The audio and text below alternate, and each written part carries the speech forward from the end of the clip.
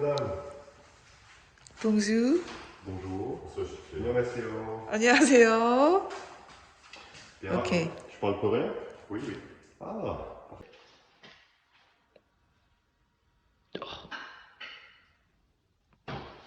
아,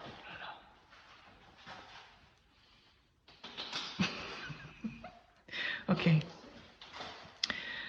안녕하세요. 안녕하세요. 우선 우리 화가 삼촌 소개를 좀 해주시겠습니까? Alors, est-ce que tu pourrais te présenter un petit peu? Ah, bien sûr. Parler de toi, de tes peintures, de ce que tu veux. Bien sûr. Bah, je suis Pierre, petit frère d'Augustin, parrain de Yann. Et je dessine depuis que je suis à peu près haut comme ça.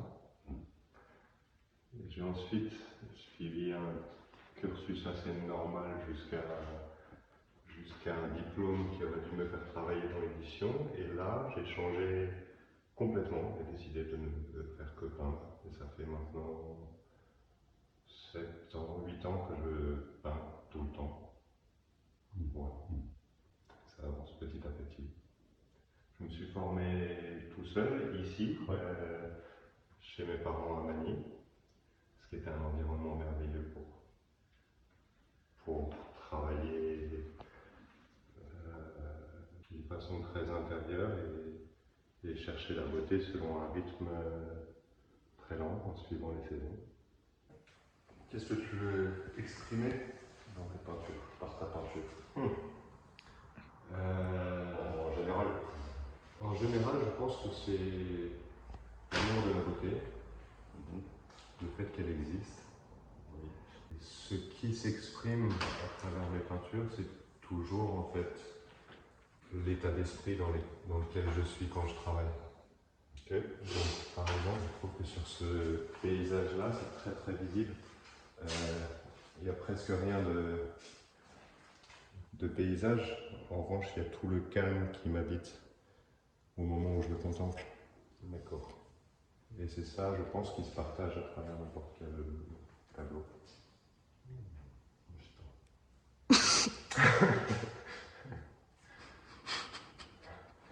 Et il y a d'autres choses, ça c'est donc un aspect de ma peinture, il y a un autre aspect qu'on voit plus dans des tableaux comme celui-ci, ou dans les sculptures aussi, ou tous les travaux d'imagination.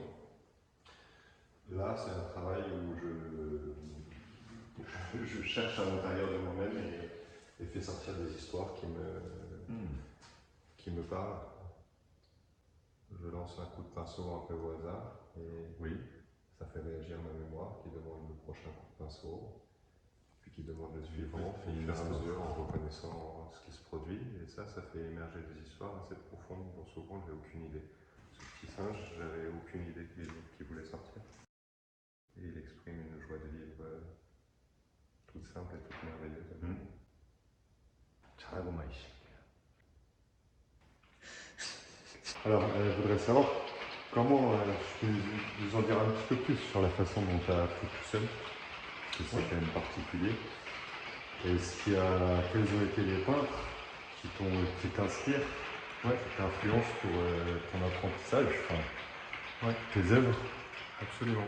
Et voilà. En fait, depuis que je me suis intéressé à la peinture, c'est-à-dire depuis à peu près toujours, j'étais particulièrement touché par des peintres dont j'ai appris plus tard qu'ils peignaient très vite. Parce que j'y trouvais un souffle, une énergie dans la peinture que je ne trouvais pas forcément ailleurs. Et donc c'est leur technique que j'ai cherché. Le plus rapide de ces peintres, pour moi, c'est Rubens. Et il avait une façon de construire la couleur qui est très différente de ce qui s'est fait plus tard, qui n'est plus vraiment enseigné et que j'ai cherché du coup petit à petit. Je regardais ses peintures, j'essayais de comprendre comment il avait fait. J'appliquais ma compréhension, je regardais si ça marchait, et quand ça ne marchait pas, je changeais mon hypothèse et je recommençais, etc. Et j'ai fait ce travail pendant des années jusqu'à... Des années? Ouais. Ça a été vraiment une sorte de recherche scientifique. C'est ce que j'avais appris à faire pendant mes études en fait. Sur d'autres sujets, j'ai fait de la recherche en littérature. J'ai transposé les façons de rechercher pour les appliquer à la peinture. Et ça m'a permis de trouver une façon de peindre. pense que là-bas, il y a un exemple qui est assez Oui. parlant. Enfin bon, c'est très abstrait quand même quand j'explique cette manière, mais ça permet de peindre d'imagination aussi bien que d'observation. D'accord. Et de peindre tout de la même manière. En fait, il y a une langue commune pour tout. Et ça, je trouvais ça extrêmement important. Parce que quand on commence un tableau, si on ne sait pas encore de quoi il va s'agir, eh ben, il est nécessaire de pouvoir poursuivre et sans dire ah bah zut, là en fait c'est un arbre que j'aurais dû mettre, là je dois changer de palette. Et Oui, tu vois, ça c'est l'enfer. Ça fait justement, ça ne donne que des tableaux très programmatiques. Oui. Et qui sont précisément ceux que je ne cherche pas. Et là, dans cette façon de peindre, en fait, j'ai compris que Rubens avait appris lui-même la peinture différemment parce qu'il était dans les premières générations de peintres à l'huile. Oui. Et ils n'ont pas été formés à l'huile. Ils ont été formés par des techniques qui existaient avant. Et la plus répandue à cette époque, c'était l'aquarelle gouachée. Donc il y a deux couches. Une première couche de couleur transparente qui permet de sentir son sujet. Ouais. Et une deuxième couche avec des couleurs opaques qui, là, prononcent les reliefs et l'épaisseur de la matière. Et ça donne une technique très fluide qui est à la fois très proche du comportement de la lumière dans la nature et très adaptée au mode de la recherche. D'accord. Voilà. Et bon, bah après pas mal d'années de recherche, j'ai fini par trouver ce qui est peut-être pas exactement ce qu'il faisait, mais qui en tout cas me permet moi de voir surgir, faire surgir mes sujets, même sans en avoir une idée à l'avance. Tu vois, celui-là, je ne savais pas comment il allait se construire. Et petit à petit, là, il n'y a qu'une seule couche. J'ai même pas besoin d'empiler pour aller trouver ce qui se produit. Cette manière de bâtir me permet de trouver des couleurs très justes et de les régler les unes par rapport aux autres sans inquiétude et sans avoir besoin de construire un programme très longtemps à l'avance. La grammaire est toujours la même. Et voilà, je la suis, j'obéis. Maintenant, c'est devenu ma langue, du coup. D'accord.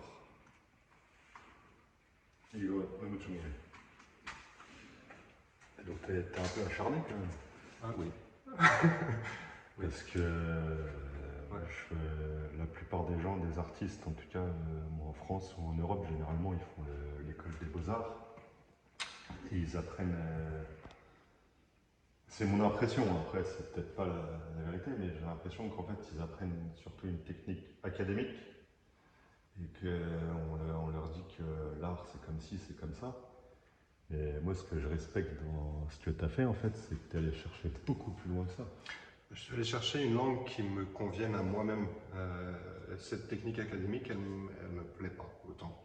Et voilà, dans l'histoire de l'art, il y a vraiment deux courants. Il y a un courant rubéniste et un courant qui construit la couleur par couches successives, très précises, etc., qui est beaucoup plus académique, qu'on voit beaucoup, qui est complètement dominant en fait à partir du 19e siècle. Le reste est presque abandonné. Et c'est une peinture qui me touche moins.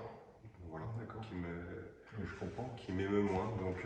Donc de toute façon, je voulais absolument trouver cette manière, parce que c'est aussi une question de caractère. Je pense qu'il y a beaucoup de gens qui aiment peindre selon un programme, à partir d'une idée.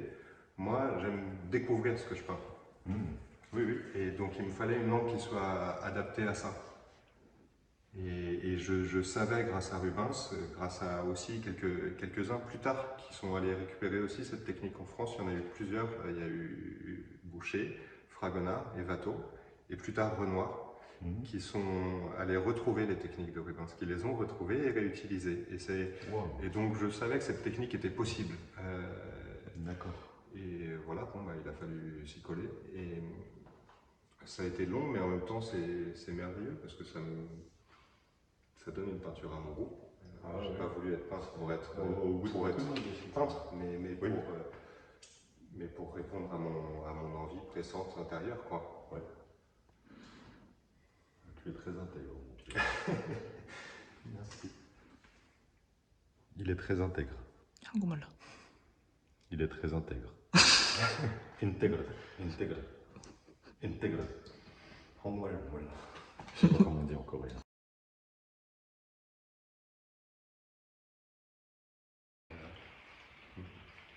카탈로그도 책도 있습니다. 네. 저 웃긴 했습니까? 아니요. 네. 귀여우셔서. 책 있어서 네네네. 만약에 궁금한 사람 있으면 네. 물어보시고 네. 보내드릴게요. 아, 카탈로그. 그러시군요. 알겠습니다.